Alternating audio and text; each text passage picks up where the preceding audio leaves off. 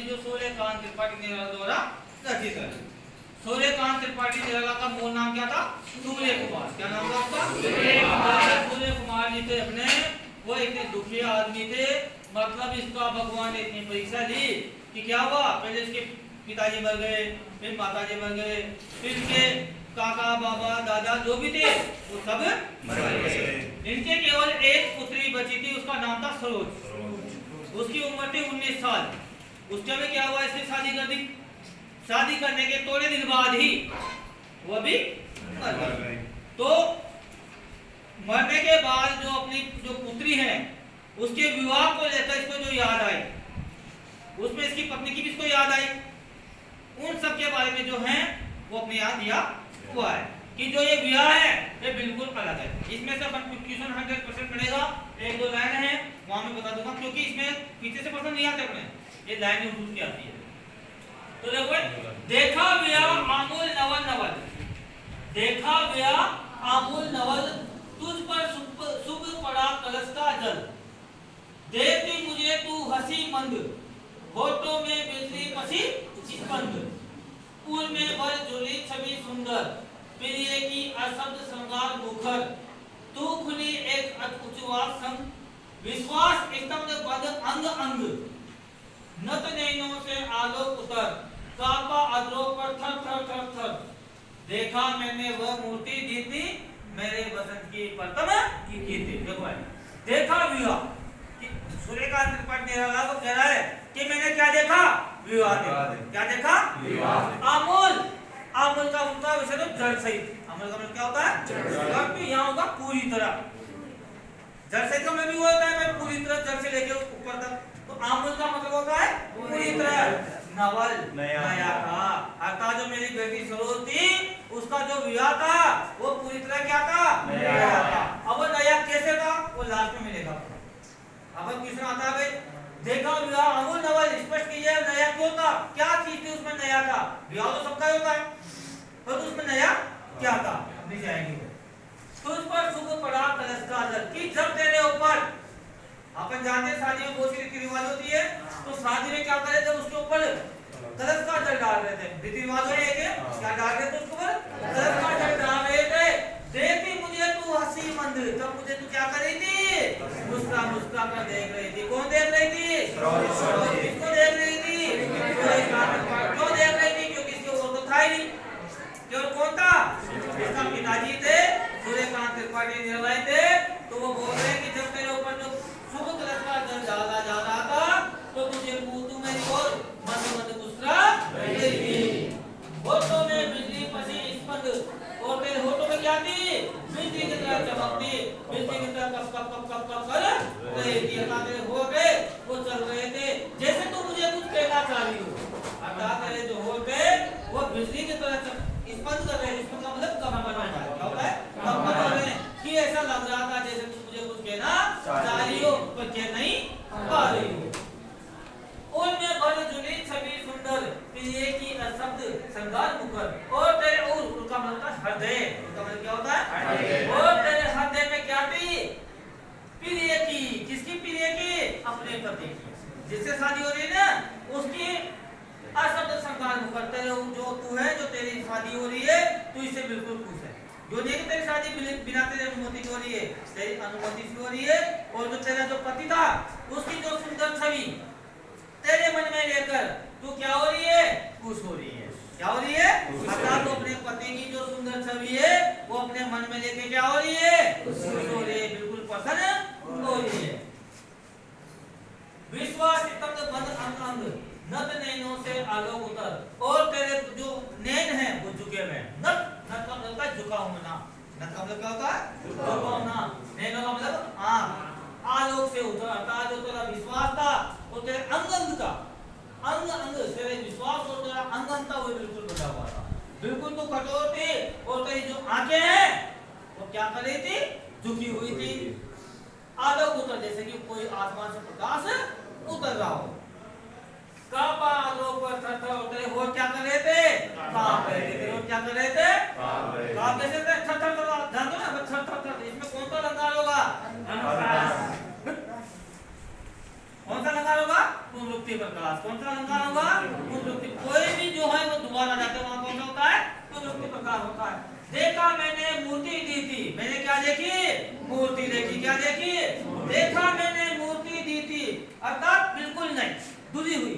अर्थात जो मेरी पुत्री थी उसको मैंने देखा, मेरे पसंद की प्रथम गीति। ऐसा देखा कि जो मेरी बेटी है वो मेरे पसंद की प्रथम गीति। अर्थात जब उसकी शादी हुई थी उसको जब मैंने देखा तो ऐसा लग रहा था कि मेरी बेटी ही मेरी प्रथम पसंद है। अर्थात जिस प्रकार इसकी दो अर्थ है कि एक तो है कि इसने बेटी को अपना पसंद मान लिया, प्रथम क्या मान लिया? गीत मान लिया, अपनी बेटी को क्या मान लिया? और जो ये था क्या था? गीति। अर्थात जब मैंने पहली बार रचना की, पहली बार क्या थी? रचना की। अर्थात मैंने पहली बार जो रचना की थी वो मेरे पसंद का गीत था। किसका गीत था वो? पसंद का गीत था। अर्थात जब मैंने पहली बार रचना की उसको अपनी बेटी मान लिया। क्या मान लिया? अर्थात देखो, देखा मैंने वो मूर्ति दी थी। अर्थात जब मैंने अपनी बेटी की जो मूर्ति देखी, मूर्ति का मतलब मूर्ति थोड़ी, जब मेरी बेटी जो श्रृंगार करके बैठी हुई थी, श्रृंगार शादी में श्रृंगार करते हैं ना सभी, जब मैंने उसको देखा तो ऐसा लग रहा था कि जैसे प्रथम गीति हो। क्या होगा? प्रथम गीति हो। अर्थात मेरे प्रथम पसंद की प्रथम गीति हो। अर्थात मैंने पहली बार जो रचना की थी, पहली बार क्या की थी? रचना की थी, तो वो मेरी बेटी में नजर आ रही। श्रृंगार रहा जो निराकार, रस कविता में उच्छ्वसितदार, गाया स्वर्गीय प्रिया संग, बरता प्राणों में राग रंग, रति रूप प्राप्त कर रहा वही, आकाश बदल कर बना वही, हो गया ब्याह आत्मीय सौजन, कोई थे नहीं न आमंत्रण, कोई थे नहीं न आमंत्रण, था जो था भेजा गया ब्याह राग, बद रहा प्यार किसी दिवस जग, प्रिय मौन कर संगीत बरा, नव जीवन के स्वर पर उतरा, उस से तेरी स्वयं रची, सोचा मैंने सब उतरा। देखो श्रृंगार रहा जो निराकार, तेरा श्रृंगार क्या था? बिल्कुल निराकार था। निराकार का मतलब इसका कोई रूप नहीं हो। निराकार किसको बोलते हैं? जिसका कोई रूप कोई आकृति नहीं हो। श्रृंगार रहा निराकार, तेरा जो श्रृंगार था वो बिल्कुल निराकार था, बिल्कुल तेरा उसका कोई रूप नहीं था। रस कविता में उच्छ्वसितदार, गाया स्वर्गीय प्रिया संग, बरता प्राणों में राग रंग। अर्थात जब मेरी पुत्री थी, हे बेटी, जब मैं तेरे को देख रहा हूँ तो बिल्कुल श्रृंगार करके बैठी हुई है। कैसे क्या करके बैठी हुई है? श्रृंगार करके बैठी हुई है। और तेरी जब तू बोलती है तो तेरी सांस है वो रुक जाती है। क्या करती है? उच्छ्वास, सांस को रोककर। उच्छ्वास का मतलब सांस को रोककर। तो मुझे किसकी याद आ जाती है? अपनी पत्नी की। किसकी याद आ जाती है? अपनी पत्नी की। देखो, रस कविता में उच्छ्वसितदार, गाया स्वर्गीय, स्वर्गीय का मतलब मर गई, स्वर्गीय का मतलब मर गई, प्रिया संग, प्रिय का मतलब पत्नी, प्रिय का मतलब क्या होता है? पत्नी। अर्थात मुझे तू जब तेरे को देखता हूँ तो अपने को किसकी याद आ जाती है? अपनी पत्नी की याद आ जाती है। जब तेरी शादी हो रही है, हे बेटी, जब तेरी शादी हो रही है और तेरी शादी में जब तेरा मैं रूप रंग देख रहा हूँ तो मुझे मेरी पत्नी की याद आ रही है। किसकी याद आ रही है? मेरी पत्नी की याद आ रही है कि जो मेरी पत्नी क्या थी? सुंदर। अरे भाई कोई भी हो, जैसा बाप माँ होगी वैसी बेटी होगी। तो माँ भी बहुत सुंदर थी और बेटी भी बहुत सुंदर थी। तो गाया स्वर्गीय प्रिया संग, जब मैं अपनी पत्नी के साथ जब गीत गाता था, क्या गाता था? अपनी पत्नी के साथ जब मैं गीत गाता था तो मुझे बेटी तेरे को देखकर किसकी याद आ रही है? अपनी पत्नी की याद आ रही है। बरता प्राणों में राग रंग, रति रूप प्राप्त कर रहा वही। अर्थात जब मैं देखता हूँ तेरे को तो मुझे किसकी याद आ रही है? रति। रति का नाम जान सुना है आपने कभी? यदि कामदेव की पत्नी कौन थी है? कामदेव की पत्नी। और मतलब इसको संसार की सबसे सुंदर स्त्री माना जाता है। संसार की पूरे वर्ल्ड की सबसे सुंदर स्त्री माना, तब किसी की तुलना की जाए तो क्या करते हैं? भाई रति है। कौन है ये? रति। अर्थात जब मैं तो इतनी सुंदर है कि जैसे कामदेव की पत्नी हो। कामदेव की पत्नी का नाम क्या था? रति। बरता प्राणों में राग रंग, रति रूप प्राप्त कर रहा वही, आकाश बदल कर बना वही। ऐसा लग रहा है कि जो तेरी माँ थी वो कहाँ चली गई थी? आकाश में। अरे मरने के बाद कहाँ जाते हैं? आकाश में जाते हैं। अभी सोते हैं बस, कहाँ जाते हैं? आकाश में। आकाश ऐसा लग रहा था कि वो आकाश बदल कर क्या बन गया? मही बन गया। आकाश बदल कर क्या बन गया? मही का मतलब पृथ्वी। मही का मतलब क्या होता है? इसका मतलब ये है कि जो मेरी पत्नी थी वो ऐसा लग रहा है, कैसा लग रहा है? जब तेरे को देख रहा हूँ, किसको देख रहा हूँ? अपनी बेटी को देख रहा हूँ। किसको देख रहा हूँ? अपनी बेटी को जब मैं देख रहा हूँ तो ऐसा लग रहा है कि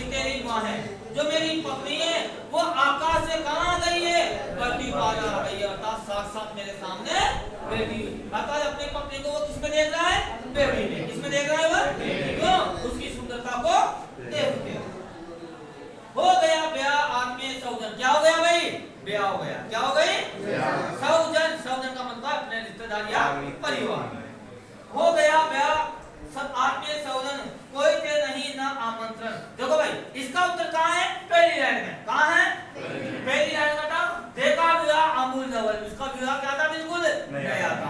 कैसे था वो नया? देखो कि यहाँ ना तो कोई रीति रिवाज हुआ, देखो यहाँ पर आकाश पदल का बना नहीं हो गया, आत्मीय सौजन कोई थे नहीं, कोई भी नहीं था। जबकि शादी में क्या होता है? मेहमान आते हैं, आते नहीं आते? अपने परिवार के आते हैं, रिश्तेदार आते हैं, आते नहीं आते? परंतु ये बिल्कुल नया था। क्या था ये? क्या नया था? कोई थे नहीं, कोई भी नहीं था। आमंत्रण जो भेजा गया, किसी को आमंत्रण भी नहीं भेजा गया तो आएगा भी कौन? जब अपने किसी को न्योता ही नहीं दिया गया मगर ब्याह से, तो कौन आएगा? इसलिए वो बिल्कुल क्या था? ब्याह नया था।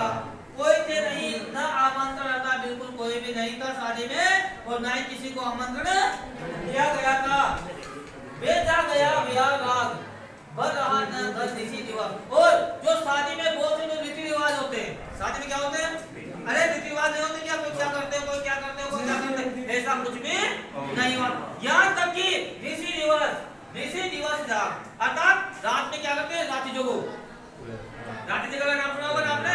ना तो नींद में कुछ हुआ, ना रात में रात्रि जगह हुआ। रात्रि जगह समझ गए? अर्थात यहाँ पर क्या नहीं हुआ? रात्रि जगह भी नहीं हुआ। इसलिए इसका ब्याह क्या था? बिल्कुल नया। क्यों तो नया?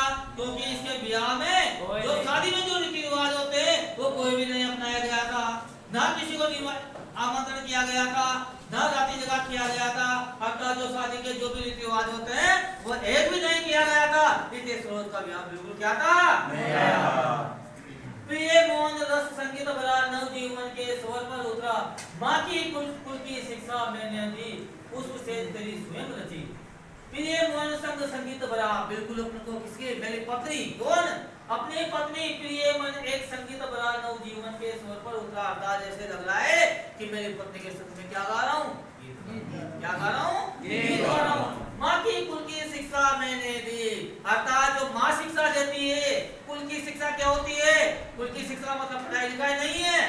कुल की शिक्षा होती है बेटी वहाँ से लीजो, बेटा ऐसा करना है, बेटी ऐसे करना है, ससुराल में किसी को कुछ नहीं कहना, ससुराल में सासू की बात माननी है या उसके लड़ देना है, जो भी। ये भी शिक्षा किसने दी? मैंने दी। किसने दी? मैंने दी। अर्थात क्यों दी?